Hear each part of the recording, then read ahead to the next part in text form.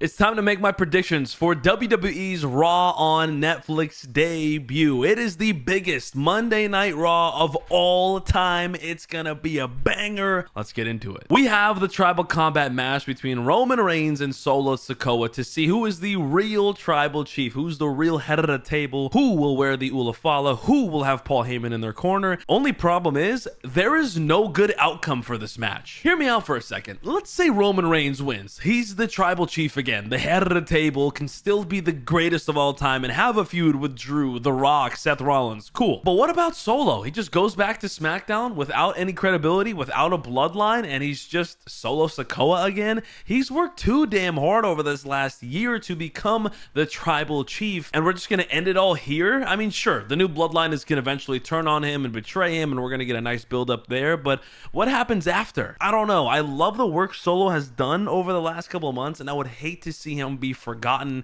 and for us to move on, because I think Solo has been so good. But let's say Solo Sikoa wins. He is the tribal chief. He is the head of the table. He's got Paul Heyman in his corner. He's working with the final boss possibly, and he's gonna go fight for a championship. But what about Roman then? He's not the champion. He's not the tribal chief anymore. He doesn't have a bloodline to fight for, and we gotta still expect him to be the greatest of all time? I don't know. I think it kind of hurts Roman Reigns' momentum too. I would hate to see him lose. So the only scenario that makes sense is that The Rock is gonna screw him over. The final boss is gonna come back and screw Roman Reigns out of this win. The Rock has confirmed on Instagram he's going to be at Monday Night Raw on Netflix, so we're going to see him there, and I think we're going to see him cost Roman Reigns. So yeah, give me The Rock costing Roman Reigns in this cinematic fashion, of course. Give me Solo Sikoa with the dub, and let's finally get on with one of the craziest feuds of all time. Then we have Jey Uso versus Drew McIntyre. Drew is not losing this match. He absolutely cannot lose right now, because he is solidifying himself before our very eyes as the top heel in the company, and he's doing amazing at it. And unfortunately, as much as it hurts to say, Jey Uso isn't really fighting for anything right now. He's kind of out of the IC title picture. I'd love to see him go for a world championship, but I don't know if that's on the horizon at this very moment.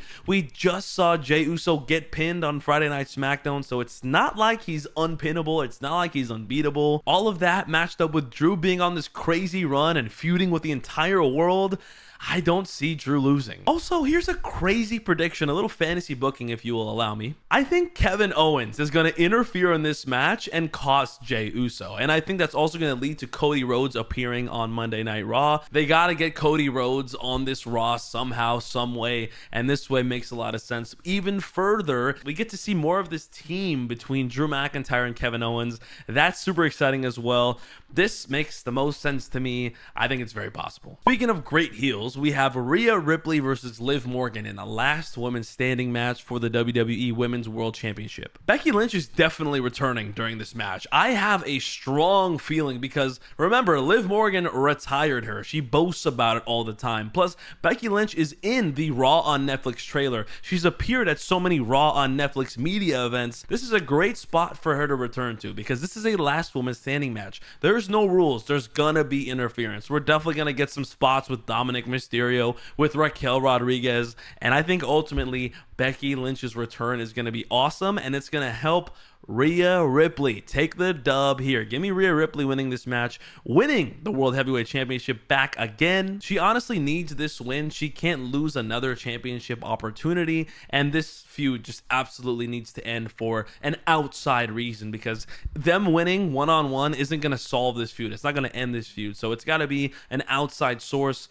and I think that outside source is going to be Becky Lynch. Liv and Becky can go revisit their feud. Rhea can move on to bigger, badder things. Anyways, Liv Morgan has had a phenomenal reign. She was the MVP of 2024, but this feud has gone on long enough. Time to wrap it up. Let's talk about Logan Paul. He is advertised for this Raw on Netflix. Logan Paul is going to interrupt Gunther. It makes all the sense in the world, in my opinion. I'm assuming it's during a promo of Gunther's where he's on there talking about he's the biggest, he's the baddest. He's gonna like hint at John Cena potentially, and then Logan Paul is gonna interrupt him. If you guys remember, this was teased a few weeks back at the Raw on Netflix kickoff. Logan Logan Paul called him out, said he could become world heavyweight champion. Gunther responded to it, cooked him, laughed at him, whatever. I think that's going to be the first feud of 2024 for those two individuals. It is a high profile feud, which is going to be great for the both of them. Logan Paul hasn't been around for a while. Putting him back in this is awesome. Gunther needs a little high profile feud right now, especially with Raw and Netflix, especially with all these eyes on him. For all the Logan Paul haters out there, tell me a feud or a match he wasn't pure entertainment in. He has been amazing. It's interesting though, because Logan Paul is definitely a heel and Gunther has kind of been playing this tweener, so it'll be an interesting dynamic, but I think it's going to be awesome. Can't wait. Of course, we got to talk about the greatest of all time, John Cena. He is advertised for the entire 2025 season of WWE, and he's confirmed to be on the Raw on Netflix debut. He's definitely going to come out, do a promo, talk about how this is his last year, how this is his last opportunity. It's going to be this emotional moment, and he's definitely gonna get interrupted by somebody. There's no way he doesn't. I think that somebody is going to be one of those young bucks like a Braun Breaker or a Ludwig Kaiser is my favorite pick, honestly, or maybe a Carmelo Hayes. It makes all the sense in the world. During this run, he's gonna have a lot of new foes, including a lot of these young guys, and Braun Breaker kind of doesn't have anything going on right now, so that can make a lot of sense. A little IC title run for Cena right off the rip would be fun. Ludwig Kaiser is very interesting because that is the beginning of the pipeline to Gunther, because that's ultimately where John Cena wants to go, to the World Heavyweight Championship. So Ludwig Kaiser, to me, makes all the sense in the world. Also Carmelo Hayes, I know he's a SmackDown superstar, but he doesn't like being on SmackDown at the moment. So him coming into Raw, getting a feud with John Cena makes a lot of sense. And I think we can get a little match going on too. I don't think it'll just be a promo. A quick little John Cena match where